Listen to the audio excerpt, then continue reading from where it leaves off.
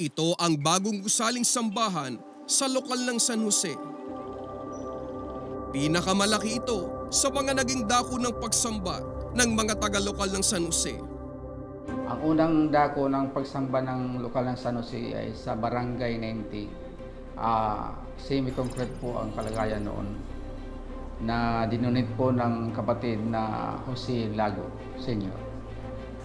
Ang pangalawang dako po ay dito na po sa lote na ito na hinandog po noong May 15, 1989. Matatagpuan ang 200-seater na sambahang ito sa Barangay 84, Manlurip Road, San Jose, Tacloban City.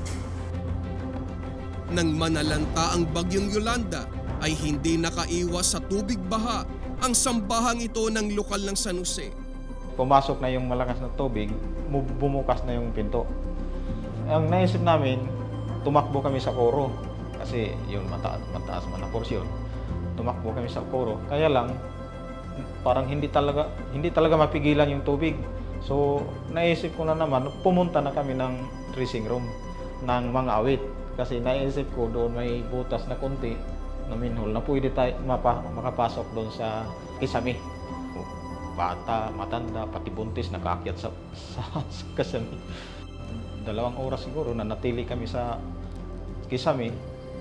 Sa paghupa ng tubig, marami na rin ang pumunta dito na mga hindi kapatid. Dito na sila nagtakbuhan. Kasi alam nila na ang bahay-sambahan lang ang hindi nasira. Kaya dito na sila. Dumating din ang panahon na hindi na magkasyang mga kapatid sa sambahang ito kapag sila'y nagkakatipon. Kasi dumarami na po ang kaanib po sa lokal ng San Jose po. Kaya nag-request po kami sa pamamahala na matayuan kami ng maganda at maayos na gusaling sambahan. Nagsimula na din kaming manalangin, lalo na sa mga pagsamba. Dininig ng Panginoong Diyos ang panalangin ng mga taga-lokal ng San Jose at sinimula ng konstruksyon ng kanilang magiging bagong gusaling sambahan noong first quarter ng 2021.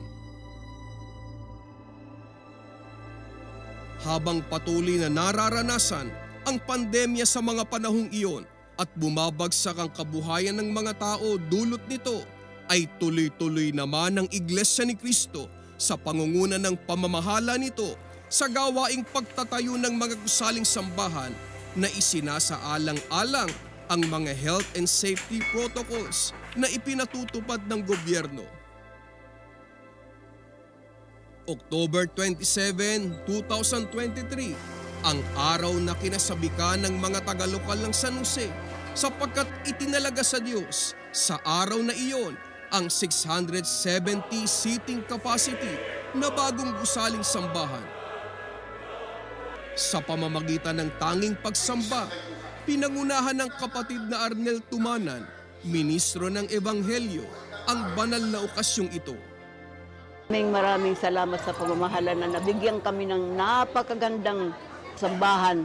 Hindi kami nakalimutan sa kabila po ng nagkaroon ng trahedya dito sa amin ay napatayuan pa rin po kami ng isang malaking gusaling sambahan po. Napakasaya ko po, talagang pagtingin ko kakaiba, parang nasa palasyo po ng napakalaki po. Ipinangangako po namin na iingatan namin pagtatalagahan at pakamamahalin ang sambahan na ipinagkaloob ng Panginoong Diyos sa amin sa pamamagitan po ng pamahala ang kapatid na Eduardo V. Manalo. Napakalaki ng bahaging ginagampanan ng mga gusaling sambahan sa buhay ng mga kaanib sa Iglesia ni Cristo. Naging patakaran na po ng mga kapatid natin sa Iglesia ni Cristo, lalo na po dito sa aming distrito na madalas po na daanan ng malalakas na bagyo pagka sila ay dumaraan sa matinding pagsubok, mga suliranin.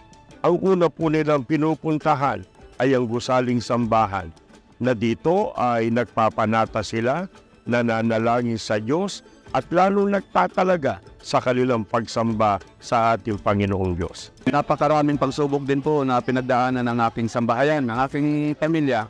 Pero yung gusaling sambahan, yun po ang nagbigay sa amin ng inspirasyon po para lalo kaming maging matibay, maging matatag at mas lalo naming yakapin ang aming tungkulin.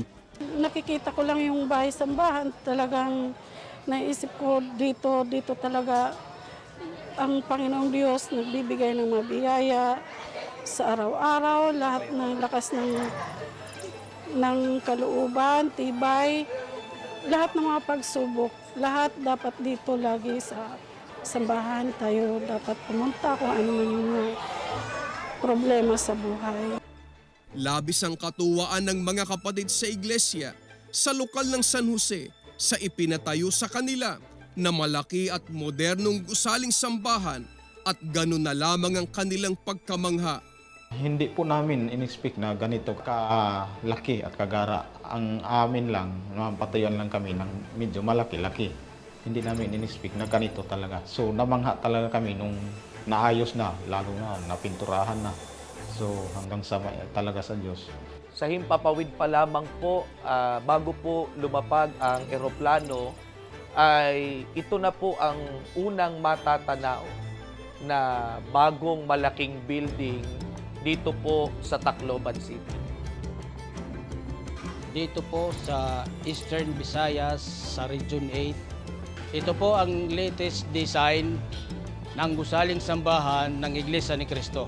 Kung meron pa pong hihigit sa kasiyahan at kaligayahan na termino na masasabi, yun po ang gagamitin ko sapagkat sobrang saya na pinaghalo po ng emosyon na hindi po namin akalain na ipagkakaloob kami ng ganito kaganda na it will be more than beyond what we imagine sa naging itsura po ng aming bagong gusaling sambahan.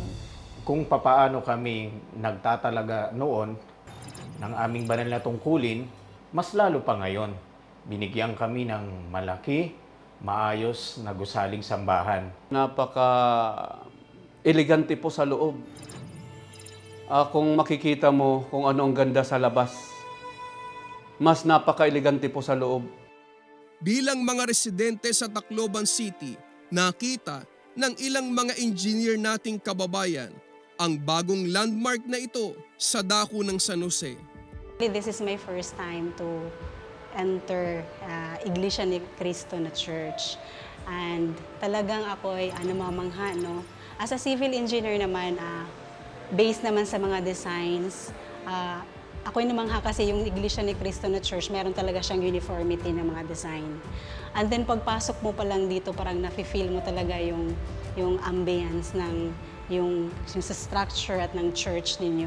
Kasi very minimalist lang kasi yung design. So kung nandito ka, although maganda, hindi ka made-distract yung very eyesore ganun. So kasi maganda din kasi yung color combination. Yung tone kasi ng color is parang pag nandito ka sa church is parang very solemn. Parang hindi ka na-distract. So pag nandito ka sa loob ng church, yung feeling niya is very light, very solemn. Exterior naman, nakikita mo talaga yung magandang finish sa building tayo na structure. Maganda talaga yung pagka-finish sa mga walls, sa mga edges. Pagpasok mo naman, makikita mo yung mga interior design niya. Talagang yung paggagawa ng struktura, paggagawa ng sa mga flooring, sa lahat is talagang napakapulido niya. Nakita ko yung yung kung gaano ka pulido at gaano ka compliant yung mga design. Kasi sa design hindi lang naman isa yung tinitignan namin eh.